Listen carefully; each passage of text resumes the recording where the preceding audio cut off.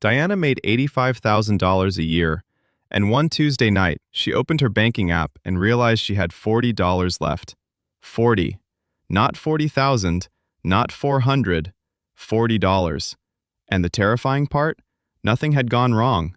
No emergency, no medical bill, no crisis. This was a normal month. This is RichMinded episode 5, and Diana's story exposes one of the most dangerous financial traps in modern life. But the $40 wasn't the worst part. The worst part was what she discovered 10 minutes later. We'll get to that. Diana was 38 years old. She had done everything people tell you to do. Work hard, stay reliable, keep climbing. And it worked. Over the years, her income kept growing. Her life improved too. A nicer apartment, a newer car, more dinners out, better vacations. Nothing reckless, nothing extravagant, just small upgrades that felt deserved. And that's exactly why she never saw the trap. Because lifestyle inflation never feels dangerous. It feels reasonable. Every step makes sense, until you look back and realize where it led. On that Tuesday night, Diana was sitting alone at her kitchen table.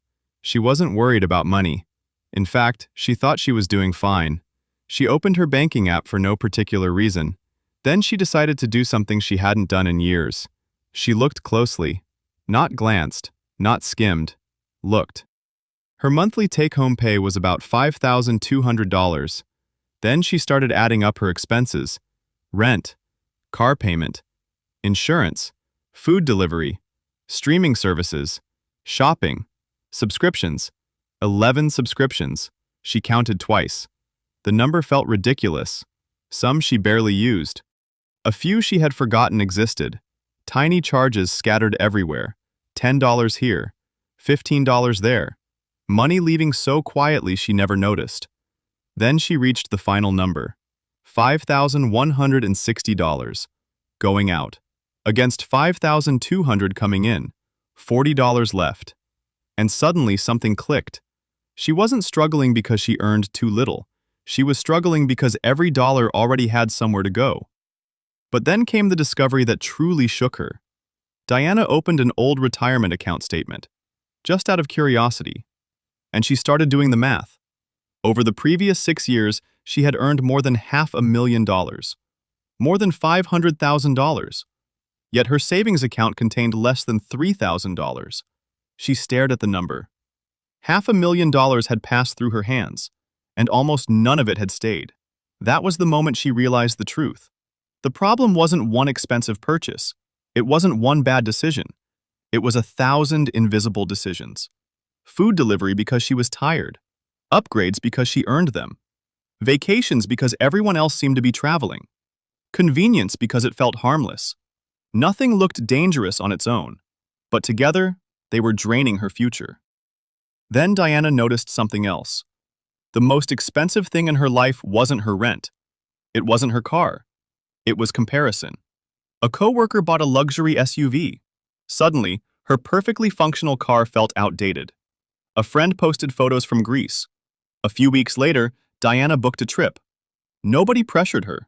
Nobody forced her. The pressure was invisible. And invisible pressure is often the hardest kind to resist. Without realizing it, Diana had stopped spending money to improve her life. She had started spending money to protect an image that needed constant maintenance, an image that was quietly keeping her broke.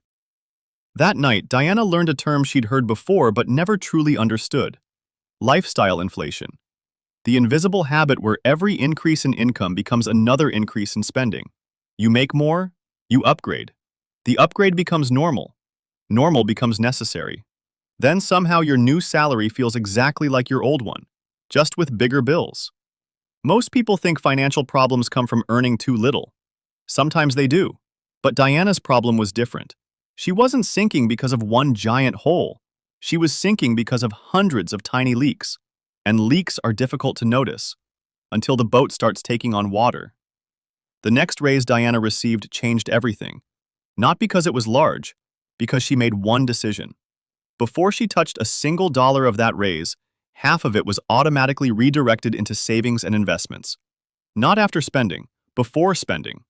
No monthly willpower, no budgeting marathon, no motivation. just a system. The first month felt strange. The second month felt normal. By the third month, something happened that surprised her. She opened her banking app, and for the first time in years, she felt calm. Not rich, not impressive, not successful, safe. And that feeling was worth more than any upgrade she had bought before. A year later, Diana still lived in the same apartment. She still drove the same car. She still enjoyed her life. But now there was over $14,000 sitting in savings, for the first time in her adult life. Not because she suddenly became wealthy, not because she doubled her income, because she finally stopped spending every raise before it arrived. And that's when Diana understood something most people never hear. Real financial confidence isn't looking rich. It's knowing one unexpected problem won't destroy your life. It's knowing you have options. It's knowing your future isn't hanging by a thread. The goal was never to look successful. The goal was to become difficult to financially break. So here's this week's RichMinded challenge. Look at your last pay raise. Where did it go? Did it increase your savings? Or did your lifestyle quietly rise to meet it? Comment below with one percentage. What percentage of your next raise are you keeping? Because Diana didn't change her life by earning more money, she changed it by paying attention. Most people don't have an income problem. They have a leak problem. And leaks can be fixed, but only after you find them. Subscribe to RichMinded for next week's story, because next episode, Ethan was 22 years old. No connections, no safety net, no high-paying job. Yet one overlooked decision quietly put him years ahead of people earning twice as much. Most people ignored it. Ethan didn't. See you next week.